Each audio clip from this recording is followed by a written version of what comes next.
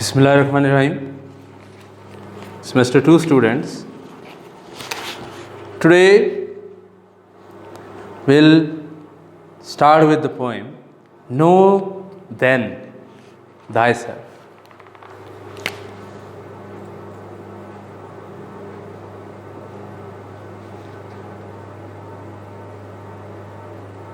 No जानिए, then फिर कुछ होने के बाद, देन रेफर कर रहा है एक ऐसे वाक़े को कि जिसके बाद लाजिम है कि आप जाने किस चीज़ को, दाई सेल्फ, अपने आप को, अपने वजूद को, अपनी शनाख्त को, अपनी पहचान को।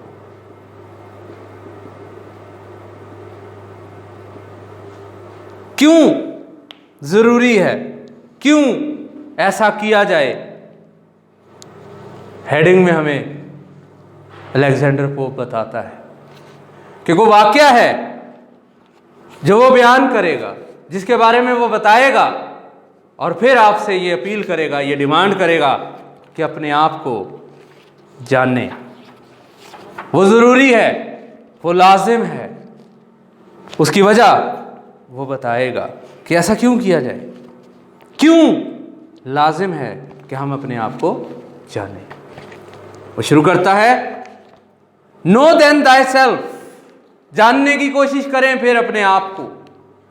Presume not God to scan, क्योंकि ये जो काम है ये खुदा पे मत छोड़ें कि वो आपको बताए, कि वो आपके सामने पेश करे कि आपकी शनाख्त क्या है, आपका वजूद क्या है, आपकी पहचान क्या है।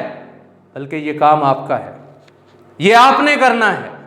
हर चीज़ तकदीर और किस्मत पे नहीं डाली जा सकती। उसने कहा है कि कोशिश आपने करनी है, नताइज अच्छे या बुरे वो एसोसिएटेड हैं, मुनस्सिर करते हैं उन अमाल पे जो आप करोगे। The proper study of Mankind is man, जो असल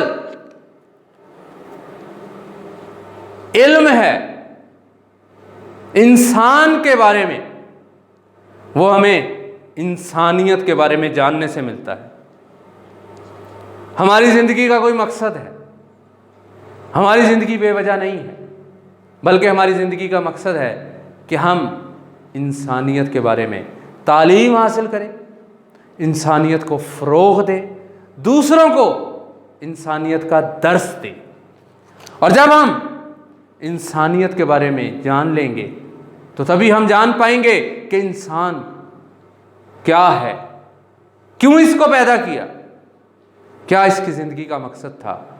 और ये जो एक छोटा सा सफ़र है इस दुनिया में उसका, कि वो पैदा होता है, कुछ साल ज़िंदगी गुजारता है, उसके बाद इस दुनिया से रुखसत हो जाता है। उस सफ़र में उसने क्या अमाल करने हैं, किस तरह से लोगों के साथ बर्ताव करना है, किस तरह लोगों के साथ पेश आना है, ये सब कुछ इंसानियत में छुपी हुई।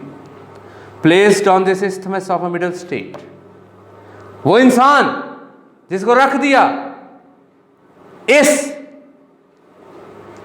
मिडल स्टेट में, दरमियानी हिस्से में, आसमानों और ज़मीन के बीच में जो जगह है जिसमें मुख्तलिफ मखलूक़ात मौजूद हैं, वहाँ पे इंसान को अल्लाह ताला ने भेजा, रख दिया। A being darkly wise and rudely great, जो कि बहुत अक्लमंद है लेकिन अंधेरे में है, क्योंकि वो जानता नहीं है, कोशिश नहीं करता हकीकत को जानने की। और वो रूडली ग्रेट है, बहुत अजीम है। लेकिन अजीम कब है? जब वो अपने आप को जान लेगा, जब वो अपने आप को पहचान लेगा, जब वो अपनी हकीकत कोशिश के ज़रिए से अपने सामने लाएगा। With too much knowledge for a sceptic side, जिसके पास बहुत सारा इल्म है इस कायनात के अंदर, लेकिन वो इल्म किसके लिए है? उसके लिए है जो उसे जानने की कोशिश करेगा, जो उस पर सवाल उठाएगा, जो अपने शकूक व शुबहात को दूर करने की कोशिश करेगा और उस इल्म के ज़रिए तालीम हासिल करेगा और रोशन करेगा अपने दिमाग को। With too much weakness for the Stoics pride. लेकिन अगर वो उसी इल्म में जो उसने हासिल किया है, वो मकाम जिस पे वो पहुंच गया है, अगर उस पर उसने फख्र करना शुरू कर दिया और समझ लिया कि वो अक्ले कुल बन गया है, तो उससे ज़्यादा कमज़ोर कोई नहीं।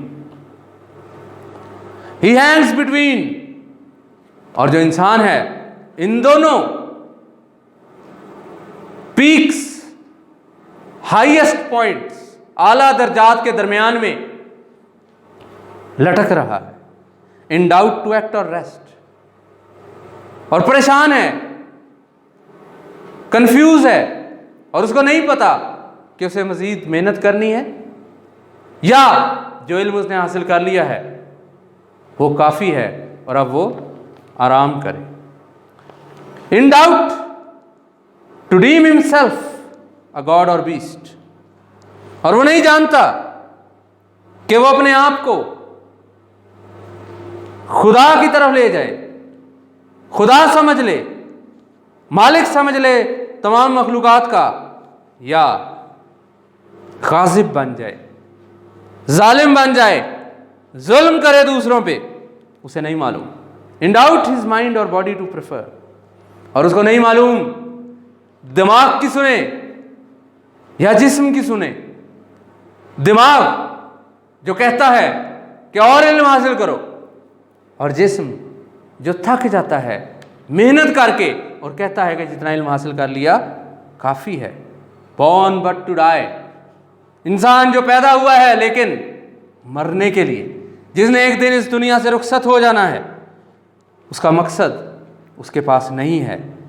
And reasoning but to earn.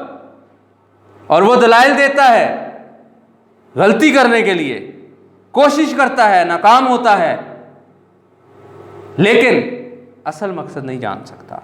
Alike in ignorance. और वो ऐसे ही है जैसे जहालत में डूबा हुआ है। हिज रीजन सच। और उसके तमाम दलाइल बेमानी हो जाते हैं उसके सामने जब भी कोई नई चीज़ दरियाफ्त होती है। Whether he thinks too little or too much. या तो वो बहुत कम सोचता है या बहुत ज़्यादा सोचता है। उसके पास कोई पैमाना नहीं है ये मापने के लिए कि क्या सही है, क्या गलत है, किस हद तक उसने सोचना है और किस बात पे उसका इख्तियार नहीं है, वो नहीं जानता। Chaos of thought and passion. और उसके अंदर एक जंग है जो लगातार जारी है। वो जंग है सोच के दरमियान और अज़ाइम के दरमियान।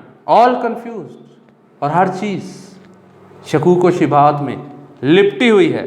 स्टिल बाय हिमसेल्फ अब्यूज्ड और डिसअब्यूज्ड। और वो बुरा भला कह रहा है या सराह रहा है उन तमाम चीज़ों को, उस तमाम इल्म को, उस तमाम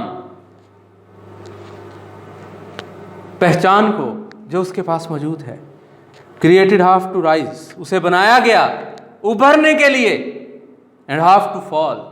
और साथ ही साथ झुकने के लिए, गिरने के लिए। हर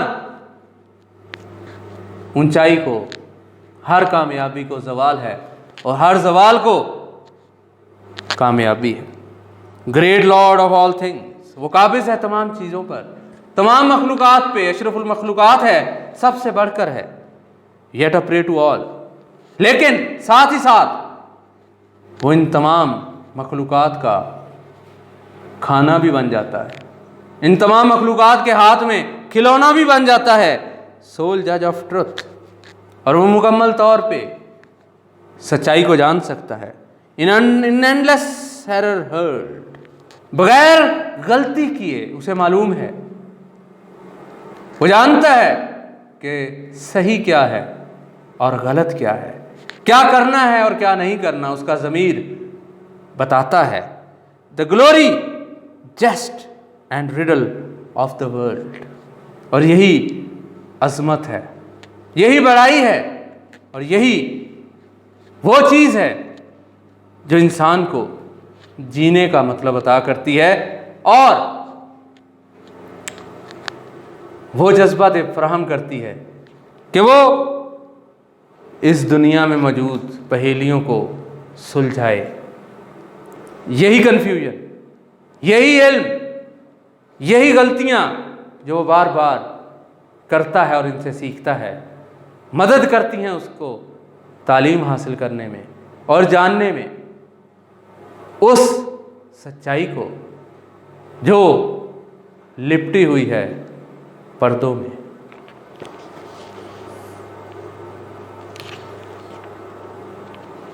This poem has been taken from an essay on man. It is didactic and wide-reaching and was meant to be part of a larger work of moral philosophy. जिंदगी का मकसद, जिंदगी का फलसफा बयान किया है यहाँ पे उसने, अलेक्जेंडर पोप ने। इट्स 4 sections, 4 हिस्से हैं इसके, या हम कह सकते हैं episodes. present an aesthetic and philosophical argument of the existence of order in the world, contending that we know the world to be unified because God created it. और हम जानते हैं कि ये पूरी दुनिया अपने मदार में मखसूस हिस्सों में काम कर रही है क्योंकि इसको खुदा ने बनाया है। Thus it is only man's inferior vision, ये सिर्फ इंसान की कम अकली है, that perceives this unity, जो ये समझती है कि ये दुनिया बिखरी हुई है। And it is each man's duty, और ये हर इंसान की जिम्मेदारी है, to strive for the good and the orderly, कि वो अच्छाई की कोशिश करे और मुनज़्ज़म करे इस दुनिया को। तैसे as with much of Pope's poetry is written in heroic couplets, और ये जो ऐसे है अलेक्जेंडर पोप का, हीरोइक कपलेट्स का स्टाइल इसमें अपनाया गया है। And except the first verse, और पहली वर्स के अलावा paragraph of the second book neatly summarizes some of the religious and humanistic tenets of the poem. जो दूसरी किताब का पैराग्राफ है वो रिलीजियस और इंसानियत के बारे में बताता है।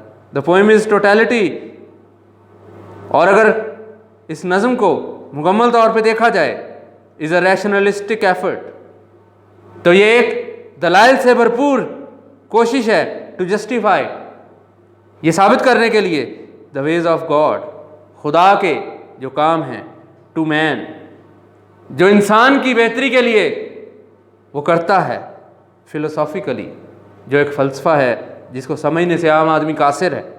The first episode surveys the relations between humans and the universe, पहला हिस्सा, पहला section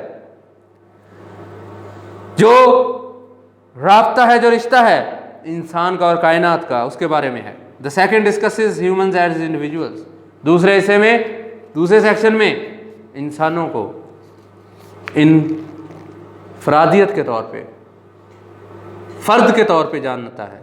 the third addresses the relationship between the individuals and society, तीसरा सेक्शन जो राब्ता है, जो रिश्ता है फ़र्द का मुआशरे के साथ। एंड द फोर्थ, और जो चौथा हिस्सा है, क्वेश्चंस, सवाल करता है, the potential of the individual, एक फ़र्द की काबिलियत को फॉर हैप्पीनेस, कि वो खुश रहने के लिए किस हद तक जा सकता है।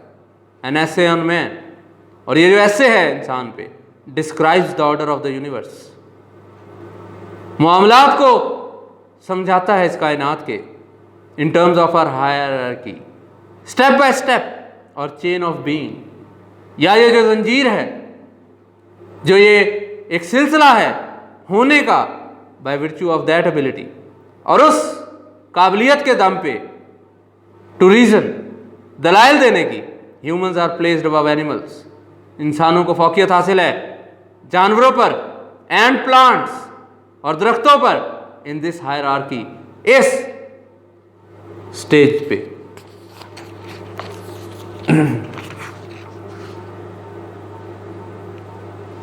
This is all about know then thy self, कि अपने आप को जानने की कोशिश करें, क्योंकि अल्लाह ताला ने, क्रिएटर ने, खुदा ने आपको बेमकसद पैदा नहीं किया। उस मकसद को जानने के लिए आपको खुद कोशिश करनी पड़ेगी। कोई भी चीज़ थाली में रख के आपके सामने नहीं आएगी, बल्कि आपको उसके लिए मेहनत करनी पड़ेगी। Next poem, page number 32। The old professor. The old professor, बूढ़ा प्रोफेसर, तालीम दान, जिसके पास इल्म है और वो इस इल्म की तरसील कर रहा है, दूसरों तक पहुंचा रहा है। उसके बारे में आता है, it isn't the young man sprawling in chairs I mind, कि वो जवान लोग नहीं हैं जो कुर्सियों में बैठे हुए हैं, मेरा ये ख्याल है। Though when I was a student we sat straight, गो के जब मैं तालिब इल्म था तो हम कुर्सियों में बिल्कुल सीधे बैठा करते थे। It isn't that I mind much the coughing और कटिंग, और ऐसा नहीं है कि ये जो बीच में रुकावटें पैदा करते हैं बोल के, या ये जो खांसते हैं और लेक्चर के दौरान ऑब्स्टिकल्स क्रिएट करते हैं, माई क्लासेस और their ignorance of the past, मेरे तालिबे इल्म जो मेरी क्लासों में मौजूद हैं, या उनकी जाहिलियत, लाइल्मी अपने माजी की। When I was a student, जब मैं एक तालिबे इल्म था, we said, sir, stood to recite, हम कहा करते थे कि जो हमारा टीचर है, जो हमारा उस्ताद है, वो पढ़ाने के लिए और पढ़ के सुनाने के लिए खड़ा है। It isn't that I mind ideas, ऐसा नहीं है कि मुझे बुरे लगते हैं ये ख्यालात। आई हैड सम टू, मेरे भी कुछ ख्यालात थे। And was told it wasn't right, और मुझे बताया गया था कि जो मैं सोच रहा हूँ वो दुरुस्त नहीं है। एंड इट वुडंट डू, और ऐसा सोचने से कुछ हासिल नहीं होगा। एंड इट कुडंट बी, और ऐसा नहीं हो सकता जैसे मैं सोच रहा हूँ। And I had them just the same, लेकिन मैंने किसी की नहीं सुनी उस वक्त और अपनी बात पे अड़ा रहा। इट इज़ंट द क्लोथिस, ये कपड़े नहीं है। It isn't the swing music, और ना ही ये कोई सुर है। But sometimes I walk the college streets at night, लेकिन कभी कभार मैं निकल जाता हूँ गलियों में अपने कॉलेज की। Hands rammed into top coat pockets, collar up, और अपने कोट की जेबों में अपने हाथ डालकर और बिल्कुल ऊपर देखते हुए। Nicking the leaves before me, मेरे सामने जो झाड़ियाँ आती हैं उनको साइड पे करते हुए। कर्सिंग द कॉलेज, और कॉलेज को बुरा भला कहते हुए। Cursing the dull dear young indifferent damned, बुरा भला कहते हुए उन जवानों को जो नहीं सुनते मेरी बात। The boys and girls who never wanted to know, वो लड़के और लड़कियां जो कभी जानना ही नहीं चाहती थी। एंड नेवर विल, और कभी नहीं जान पाएंगी। But can be passed in the course, गो के वो इम्तिहान में अच्छे नंबर लेके पास हो जाएंगी। लेकिन जो हकीकत थी, जो जानना चाहिए था, जिसके बारे में पढ़ना ज़रूरी था, उसको वो कभी भी नहीं जान पाएंगे। John Holmes the writer was an American poet and a critic, वो एक अमेरिका का शायर था और क्रिटिक था। He was a professor of literature, वो लिटरेचर का उस्ताद था। एंड मॉडर्न पोइट्री, और मॉडर्न पोइट्री का उस्ताद था टफ्ट यूनिवर्सिटी में। Holmes brought to Tuft some of the best of the contemporary poets, और वो लेकर आया अपने इदारे में कुछ अच्छे शोरा who talked and red there works, जो वहाँ आकर अपने कामों के बारे में बताया करते थे। Both to his classes and to the entire student body, उसके तालिबे इल्मों को और बाकी के तालिबे इल्म जो उस यूनिवर्सिटी में पढ़ा करते थे। प्रोबेबली हो सकता है more poets teach in colleges, ज़्यादातर शोरा कॉलेजेस में पढ़ाते हैं, then earn a living in any other profession, किसी और पेशे में कमाने के साथ साथ। इन टाइम, एक वक्त था, a poet writes about everything that occupies his mind, एक शायर वो सब कुछ लिखता है अपनी शायरी के ज़रिए, जो कुछ उसके दिमाग में होता है। His students occupy much of a professors mind. और जो तालिब इल्म होते हैं एक उस्ताद के, वो ज़्यादातर हिस्सा ले लेते हैं अपने उस्ताद के दिमाग का, टाइम एंड एनर्जी, उसके वक्त का और उसके जज्बात का, हिज इमोशंस टू, और उसके एहसासात भी। The old professor can not be claimed to be a great poem. ये जो पोएम है इसे एक अजीम पोएम तो नहीं कहा जा सकता, but as it reflects life. लेकिन क्योंकि ये ज़िंदगी के बारे में है और अक्स है ज़िंदगी का, it is a poem not mayor words. तो ये एक नज़्म है, ना कि सिर्फ कतात हैं। The poem is self explanatory. और ये जो नज़्म है ये अपने बारे में सब कुछ बताती है। ये बताती है कि जब आप तालिब इल्म होते हैं तो वो तमाम चीज़ें जो आपको बताई जा रही होती हैं और आप तब नहीं मान रहे होते, बाद में आपको एहसास होता है कि जो उस वक्त आपको बताया जा रहा था, उस वक्त जो आपको समझाया जा रहा था वो दुरुस्त था। लेकिन मसला ये है कि ये जो रियलाइजेशन है, ये जो एहसास है, ये तब होता है जब कोई चीज़ आपसे छिन जाती है, जब कोई चीज़ आपसे खो ली जाती है, वापस ले ली जाती है। फिर आपको एहसास होता है कि नहीं, उस चीज़ की कोई वैल्यू थी, उस चीज़ की कोई कदर थी।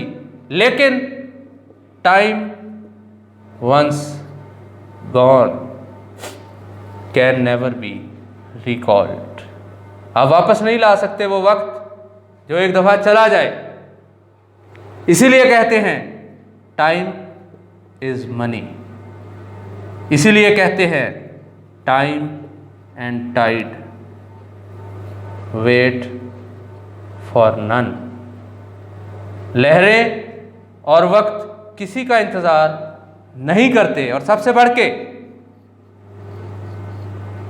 अ स्टिच इन टाइम सेव्स 9। कि वो एक मरहम, वो एक काम जो सही वक्त पे कर लिया गया,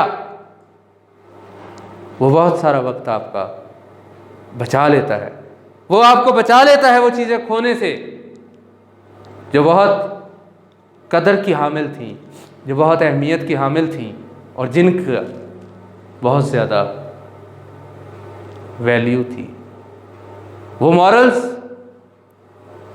वो एहसासात, वो जज्बात जो हमारे अंदर होने चाहिए, वो सोच जो हमारे पास होनी चाहिए, हमें उसको समझना है और वक्त पे समझना है। और यही एक रूटीन इस पूरी पोएम में बताई जा रही है। वो ओल्ड प्रोफेसर जो अब टफ्ट्स यूनिवर्सिटी का प्रोफेसर है, जिस वक्त वो पोएम लिख रहा है, वो उन चीज़ों की बात कर रहा है, उन ख्यालात की बात कर रहा है, उन हरकत की बात कर रहा है जब वो खुद तालिब इल्म था तो वो किया करता था। लेकिन अब उसे एहसास हुआ है, उसे एहसास होता है, अब वो ये समझ गया है कि जो उस वक्त वो करता था, जो उस वक्त उसे समझाया जाता था, जिस चीज़ से उस टाइम उसे मना किया जाता था, अगर वो उस टाइम समझ लेता, मान लेता वो बात, तो फिर उसको आज पछताना ना पड़ता, फिर उसको आज ये नज़म लिखनी ना पड़ती। वो पैगाम पहुंचा रहा है हम तक कि हम इस बात को समझें और अपना वक्त ज़ाया ना करें, बल्कि उसकी कदर करें और सही वक्त पे सही काम करें जिसकी कि आज ज़रूरत है। Thank you.